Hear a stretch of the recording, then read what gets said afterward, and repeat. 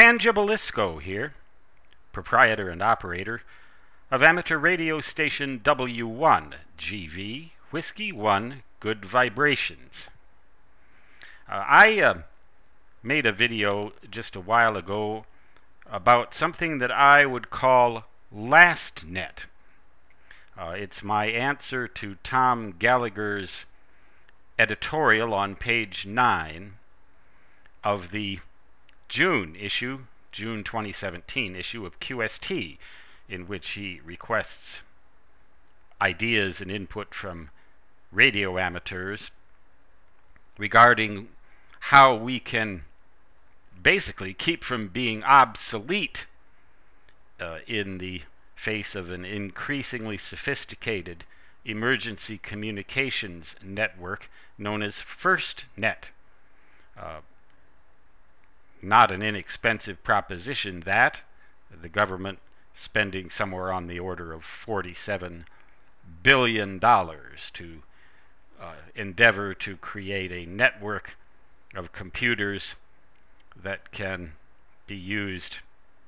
Computers, smartphones, tablet devices like this, regular phones, anything that, and create a compatibility amongst them so that in the event of an emergency of significant proportions, communications can be maintained.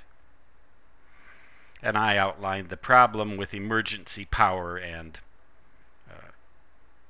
what could happen in the event of a long-term, large-scale emergency, such as a solar coronal mass ejection or a nuclear war. Well, there are other kinds of disasters that could be of a smaller scale and over a shorter period of time that I think would still render FirstNet pretty much useless.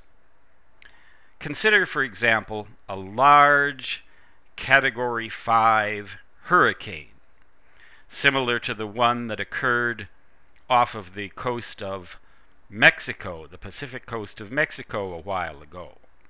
It struck a sparsely populated area and diminished in intensity considerably before it actually struck. You might even call it a Category 6 hurricane because it had sustained winds of 210 miles an hour with gusts to 245 miles an hour. You may recall, if you follow the weather, that storm. The worst hurricane, just about the most intense hurricane ever recorded on the face of the earth, or as intense as they get. Now imagine a hurricane like that striking a heavily populated area. For example, making a direct hit on Miami, Florida, New Orleans, Louisiana, Houston, Texas, or even New York City. The swath of destruction might be about 100 miles wide. I think that most communications devices in FirstNet would be rendered useless by such a storm for a period of time until they could get the power grid back up and the internet back up and all of the infrastructure back up. It would literally destroy the communications infrastructure as it would exist, no matter what technology we apply or use, with one exception, and that would be emergency-powered amateur radio equipment. For example, on the 2-meter band, 144 to 148 megahertz, communications would be pretty much possible over an entire region of 100 miles in diameter under such circumstances, provided you could get up high enough. Well, in New York City, you could maybe crawl to the top of one of those gutted buildings, set up an antenna, and communicate. If 2 meters didn't work, you could try, say, 10 meters or 75 meters or even 160 meters. You could reach a fairly significant radius on a number of amateur bands with emergency power under such circumstances, and it wouldn't have to last that long. Maybe a solar backup charged marine battery would be enough to provide a transceiver with power for enough time to offer communications under such circumstances. That would be part of LastNet, run by amateur radio operators.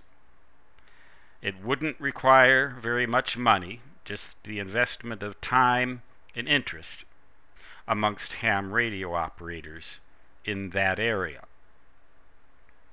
So that's kind of what I'm getting at, what another of my suggestions that I'd like to offer in response to Tom Gallagher's editorial on page 9 of the June 2017 issue of QST magazine.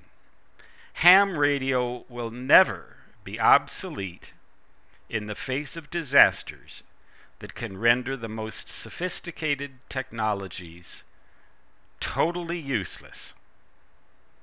And can you be partially useless? Totally, completely worthless, because the physical infrastructure would be destroyed. But not ham radio.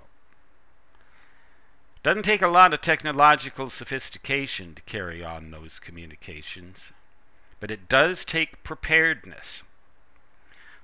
There are small solar backup devices, $2,000 or $3,000. I think one of them is called My Solar Backup. There are others which would provide emergency power for a ham radio transceiver pretty much 24/7 for a pretty long period of time.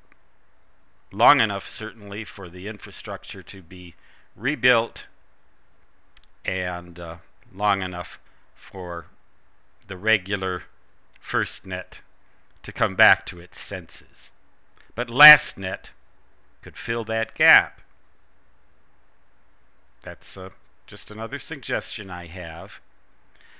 The one thing that I do not have is the solar backup, the My Solar Backup. That's what it's called. I think you can get some little things like that. I do have the transceiver. I do have the marine battery.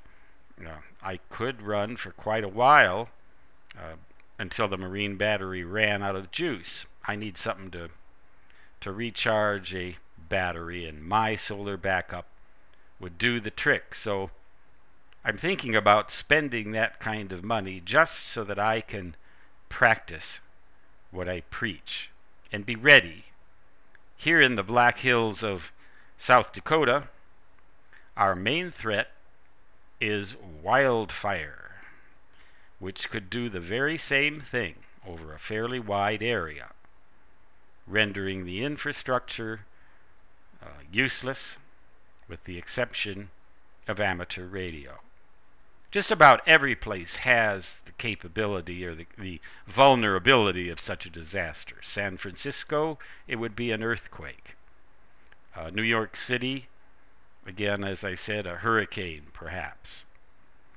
In some parts of the country, you might have, well, we do have the possibility of a nuclear bomb being launched by the Hermit Kingdom and landing in, say, Los Angeles. It wouldn't be a hydrogen bomb, but it would be enough to wipe out the infrastructure in Los Angeles for quite a while. But not necessarily LastNet. Stan Gibilisco signing off, saying 73, and so long until next time, which in my native fist, of course, is a digital da-da-da-da-da-da.